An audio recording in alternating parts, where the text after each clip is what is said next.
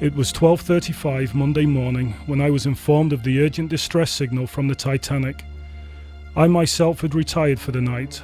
Our wireless operator was not on duty, but as he was undressing, he had his apparatus to his ear. 10 minutes later, he would have been in bed, and we never would have heard. It was providential. I was between 50 and 60 miles away from the Titanic. I swung the Carpathia around and put her straight in course for their position. Our engines were put at top speed. I had lookouts doubled, knowing the Titanic had struck ice, and so took every care and precaution.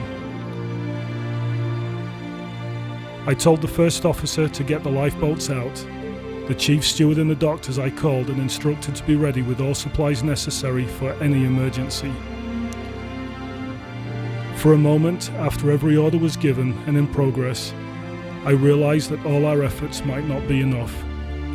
I therefore quietly retired and bowed my head in fervent prayer.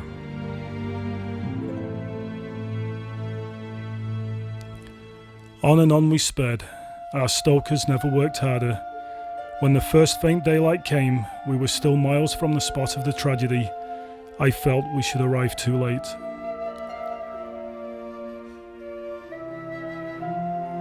When day broke and I saw the ice I had steamed through during the night, I shuddered, and I could only think that some other hand than mine was on that helm during the night.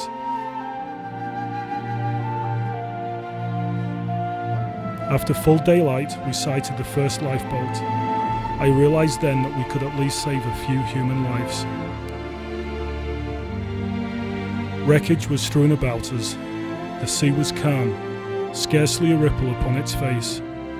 It occurred to me that the good God had stretched out his mighty hand and had checked his elements.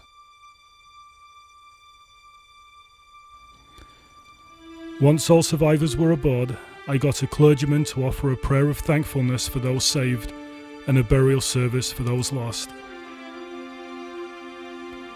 I thank God Almighty that I was within hailing distance and that I got there in time.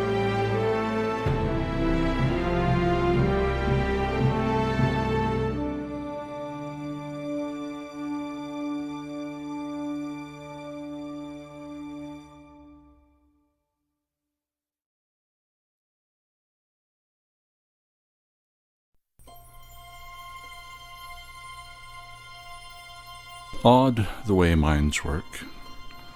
The place he would least like to see her face was the time that he most wanted to see it, and thus imagined it everywhere. Every swish of a skirt or brim of a woman's hat made his heart skip a beat. Oh, to see Maria just one more time before this night was done. As Wallace Hartley stood resolutely playing, memories of his life washed over him. His father, Albion, choir master at their chapel, himself as a choir boy learning a favorite hymn, Nearer, My God, to Thee. Making your way in the world and supporting a family as a musician is a difficult thing. It was his dream to make music his vocation, and not just as a pastime. But to do that required sacrifices. And then in March, just a month ago, and yet a lifetime away, becoming engaged to Maria.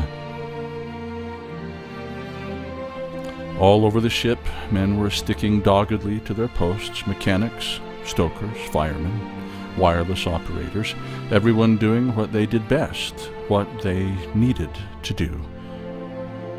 And Wallace knew what he must do. He had the power to soothe anguish, calm souls, avoid panic.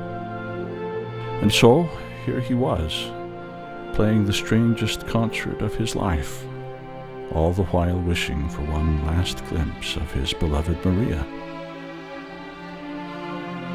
Many called what happened that night a devotion to duty, but it could equally be called a devotion to service.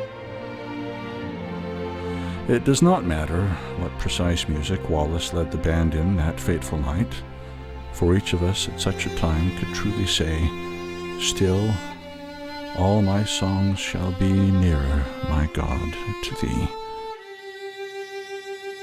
A newspaper at the time reported The part played by the orchestra on board the Titanic in her last dreadful moments will rank among the noblest in the annals of heroism at sea.